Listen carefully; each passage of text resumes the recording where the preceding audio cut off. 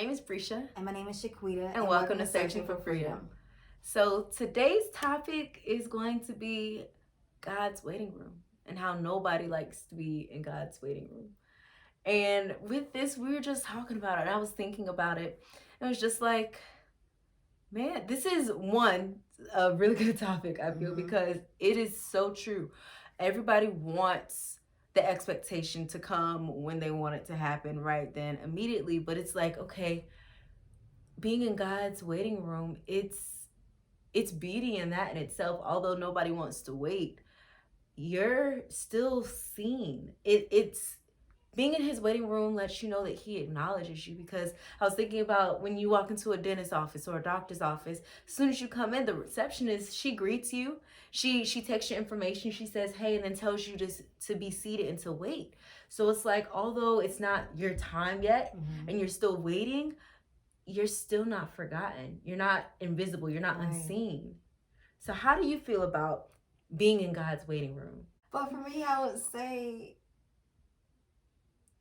it's about your heart posture when you're in the waiting room. Perception is everything. So it's all about, how am I waiting while I'm in the waiting room? And I can just visualize this waiting room. I'm at the doctor's office. And, if it depending on how long I have to wait, I may get antsy. I may get anxious. I may get up there, start checking. Is it almost time? Did y'all forget about me? Then you're watching other people go ahead of you, and you're like, wait a minute, I got here before him. You so for me, start comparing. Yeah, so that waiting room is like, and I was talking to my brother about it because he's the one gave us the topic. So shout out, broski, thank you. And he's going through the process now. He was like, man, nobody likes God's waiting room. And I was like, when you put it like that, nobody does. But when we was about to say perception is everything, because when we was talking about it, he was like, no, you get seen, you get acknowledged. But I was like, in my mind, when you in the waiting room, that's like, oh my God, you thinking about what you got to do, the time you may be wasting, but then also you can get things done in the waiting room. You can fill out all the forms and everything. And don't get me wrong, like I have a love-hate relationship with the waiting room. Okay, I do. But it's like, even with this home buying process, it's like just waiting for the right home to become available, for you to see what you need and want in the area with all of the qualifications, everything, just waiting. It can be draining. You can get tired. Like, it's a lot of things that come with it. But as you were talking about it, it had me thinking. It was like, even when we are in the waiting room, like, it's still peaceful to think that it's letting me know that I'm already checked in. He has me on his list. And it means you're next in line. That part. It means you're next in line. When I'm on the roster. I'm on the roster, okay? I got an appointment to see my God. And it's like the things you go through, like you meet new people in the waiting room. You may start conversations. You may see things in the waiting room. Just applying it to our real life in the waiting room, this channel would have never started without the waiting room. We just got so tired of, although there are some channels out there and some things that we do hear about people talking about their journey as they're going through it was a lot more videos that we saw that was, okay, after the process happened, this side is what it was like when I went through it. And it's like, okay, it's valuable to have that information about how you're on the other side and to see that testimony, because it's very much needed for encouragement. But as I'm going through this right now, I need to hear about experiences of someone who's going through it right now, because it's a roller coaster of emotions and feelings and spiritual warfare, and I need to know that I ain't out here crazy. And for one, I'm not alone. That too. Because you may feel like, man, I'm the only one going through this, and you searching YouTube, right, trying to figure out, okay, who's going through this, and nothing is popping up. It'll make you feel like you're doing your walk all wrong. Yeah. Because it's like, everybody got their church face on. It's like, listen, they're fine. Everything's okay. They're blessed and highly favored. Everything is all right. But it's like, I'm going through this this warfare right now, I must not be doing something right. Like, I gotta be doing something wrong. Because for one, we know people don't like to talk about it. Like how I said on the last video, I used to do life alone. So that's pretty much what it seemed like everybody is doing or was doing that we know is like, okay, you're a Christian, but I don't know, until I open my mouth and you're like, oh yeah, I went through that, or I did that, or I'm going through this right now. So, well, why you didn't say nothing? Why you ain't say nothing, sis?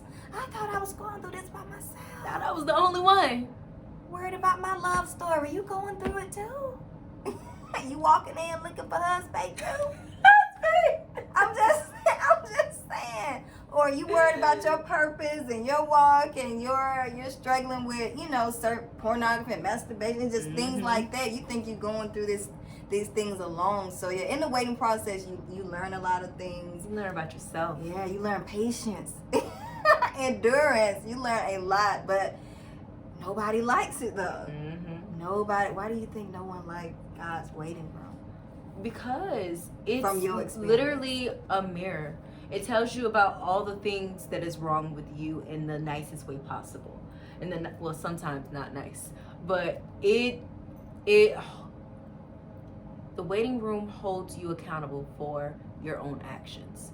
And a lot of the time, we don't want to be held accountable. We want to feel that what we did was right. Everything that we're doing, although we thought it was the best, we're on the right track and everybody else got it wrong. But the truth of the matter is, we're all out here doing things wrong. And when God corrects us, sometimes it hurts. So they're pruning. People don't like that pruning Right. part of the waiting process. Exactly. And it's like, listen, not only do I now know that something is off and something needs to be fixed in me, now I actually have to do the work to get it fixed. So in that waiting room, you have to do a lot of hard work. It's not just sitting there and just sitting, okay, well, I'm just waiting for my turn, like in a doctor's office. Like, no, you're putting in work. It's not just a walk in the park, although you will have those moments where it's just like, okay, it's a breather, it's fine, we're accomplishing these things.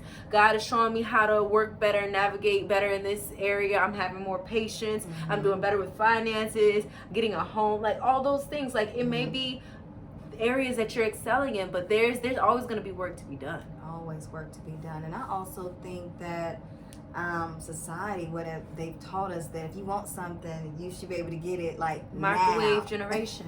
That popcorn generation, you should be able to get what you want right now. So it's like, what do you mean wait? What was that commercial? I want it now. It's mine. It's my money and I need it now. So, I feel like you don't feel like you may, like, it's okay to wait, right? But the timing, I think that we like to be in control of the time. Yeah. Like, okay, God, I got it. You'll be like, okay, I'm ready to wait. And then one day you wake up and it's like, all right, now I'm ready. Okay, it's time. It don't happen like that. It's time to go. Like, okay, Right. God, you mean wait? Okay, I can wait 10 minutes. But then if you in I that give 30, 2 months. 40, 50, 60, an hour, days, months, sometimes even years, you're waiting on something. And, you go through a lot of emotions while in the waiting room. Ups, downs, highs, lows. You hear testimonies. Your hope is restored. Your faith is increased. A lot of things happen in the waiting room. It may start off, okay, I got this. Then it's like, oh, wait a minute. I'm still here.